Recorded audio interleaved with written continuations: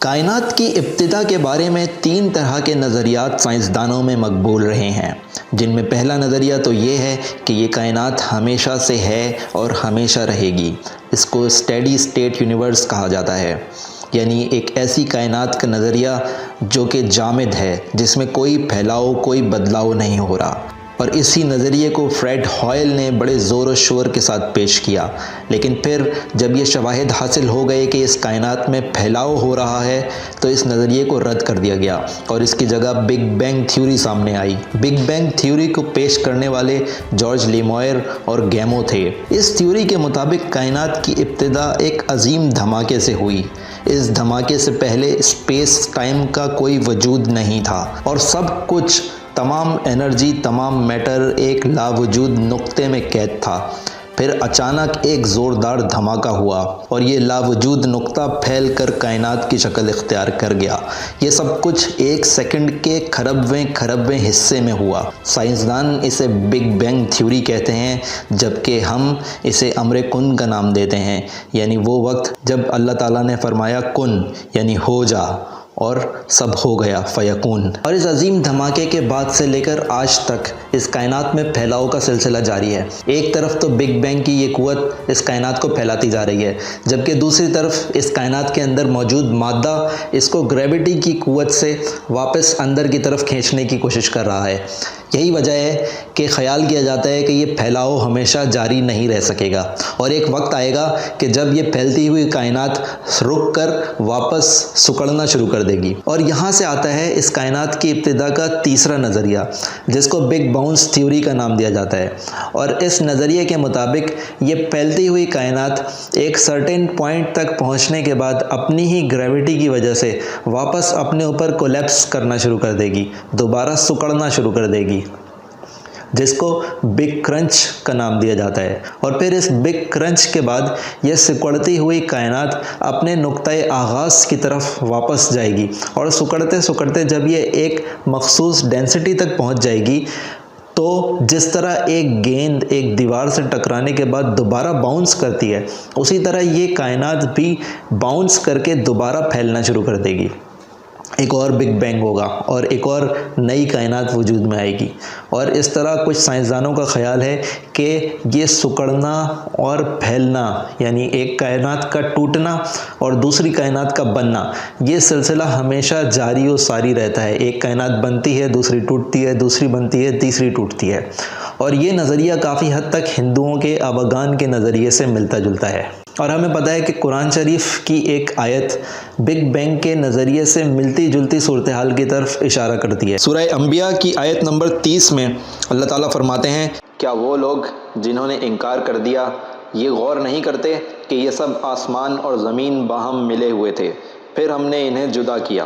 اگر غور کیا جائے تو یہ اسی چیز کی طرف اشارہ ہے جس کی طرف بگ بینگ کی سنگولیرٹی اشارہ کرتی ہے، یعنی یہ کہ پہلے سب کچھ، تمام میٹر اور تمام انرجی ایک نقطے میں قید تھا اور پھر ایک دھماکے سے یہ نقطہ کائنات میں بدل گیا اور ہر چیز کو وجود ملا۔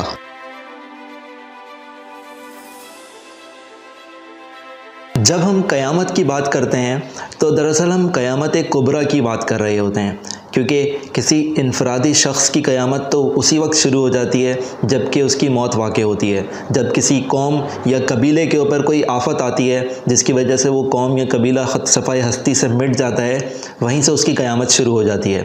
اور ہماری یہ کائنات ہماری سوچ سے زیادہ وسیع ہے۔ اس کائنات میں کئی ستارے بنتے اور ٹوٹتے رہتے ہیں اور شاید ان کے ساتھ وابستہ دنیائیں بھی ختم ہوتی رہتی ہیں جن کی ہمیں کچھ خبر نہیں ملتی۔ لہٰذا جب ہم قیامت کی بات کرتے ہیں تو دراصل ہم قیامت کبریٰ کی بات کرتے ہیں، یعنی ایک ایسا واقعہ جس میں یہ پوری کائنات صفحۂ ہستی سے مٹ جائے گی اور کچھ باقی نہیں رہے گا۔ ٹائم اور اسپیس سب ختم ہو جائے گا، صرف اللہ تعالیٰ کی ذات باقی رہے گی۔ جیسے کہ سورہ رحمان کی آیت نمبر 26 اور 27 میں اللہ تعالیٰ فرماتے ہیں، ہر چیز جو اس زمین پر ہے فنا ہو جانے والی ہے اور صرف تیرے رب کی جلیل و کریم ذات ہی باقی رہنے والی ہے۔ قیامت کے بارے میں سائنس کا ایک نظریہ تو یہ ہے کہ یہ کائنات سسک سسک کر اپنی موت آپ مر جائے گی دھیرے دھیرے. یعنی یہ ستارے جن میں ہمارا سورج بھی شامل ہے، جب یہ اپنا تمام فیول جو کہ ان کے اندر ہائیڈروجن اور ہیلیم کی صورت میں موجود ہے، جب یہ تمام فیول جلا ڈالیں گے تو یہ اپنی موت آپ مر جائیں گے. جیمز ٹریفل اپنی کتاب ڈارک سائیڈ آف یونیورس میں کہتے ہیں کہ جب سورج کا سارا فیول ختم ہو جائے گا، اس وقت یہ سورج ایک سرخ دیو کی طرح آسمان پہ موجود ہوگا، اور اگر اس وقت کوئی شخص اس دنیا میں باقی بچا تو اس کو ایسا محسوس ہوگا جیسے کہ یہ سورج آدھے آسمان کو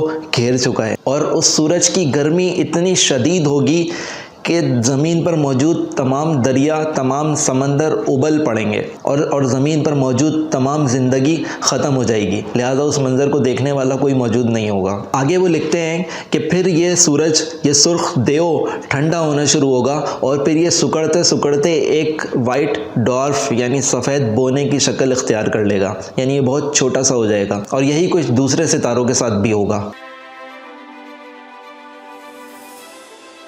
جبکہ اس کائنات کے خاتمے کا جو دوسرا نظریہ ہے وہ، جیسا کہ ہم نے پہلے دیکھا کہ یہ کائنات پھیلتی جا رہی ہے، اور پھر ایک وقت آئے گا جب بگ کرنچ کی وجہ سے، گریوٹی کی وجہ سے یہ کائنات واپس سمٹنا شروع ہوگی، سکڑنا شروع ہوگی، اور اس کائنات کے اندر موجود تمام مادہ ایک دوسرے کے قریب آنا شروع ہوگا. اور ہمیں پتہ ہے کہ جب مادہ ایک دوسرے کے قریب آتا ہے تو اس کی گریوٹی میں اضافہ ہوتا ہے.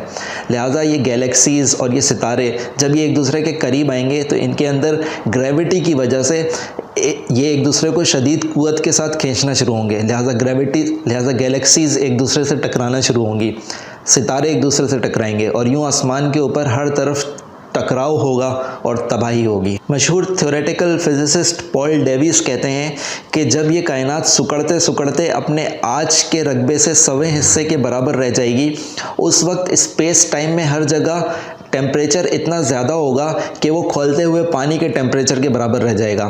لہٰذا زمین کے اوپر موجود تمام پانی ابل جائے گا اور زندگی کا کہیں وجود باقی نہیں رہے گا.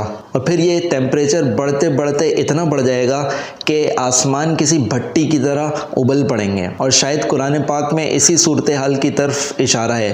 سورہ المعارج آیت نمبر 8 میں اللہ تعالیٰ فرماتے ہیں، اس دن آسمان پگھلے ہوئے تانبے کی طرح ہو جائے گا. تو یوں یہ کائنات جس کو آج ہم پھیلتا ہوا دیکھ رہے ہیں، ایک وقت آئے گا جب یہ گریوٹی کی وجہ سے سکڑنا شروع ہوگی اور سکڑتے سکڑتے اپنی آغاز والی صورتحال کی طرف واپس چلی جائے گی. اب ذرا ایک نظر سورہ انبیاء کی آیت نمبر 104 پر بھی ڈال لیں، جو کہ شاید اسی صورتحال کی طرف اشارہ کر رہی ہے. جس دن ہم آسمان کو یوں لپیٹ لیں گے جیسے تومار میں اوراق لپیٹ دیے جاتے ہیں، جیسے کہ ہم نے اول دفعہ پیدائش کی تھی، اسی طرح دوبارہ کریں گے. تومار ایک اسکرول پیپر کو کہتے ہیں، اور اس آیت میں اسکرول کی جو تومار کی جو اگزامپل دی گئی ہے وہ بہت انٹرسٹنگ ہے. یعنی کہ اس کائنات کو اس طرح لپیٹ لیا جائے گا، سکیڑ لیا جائے گا جس طرح ایک پیپر کو اسکرول کے اوپر لپیٹ لیا جاتا ہے.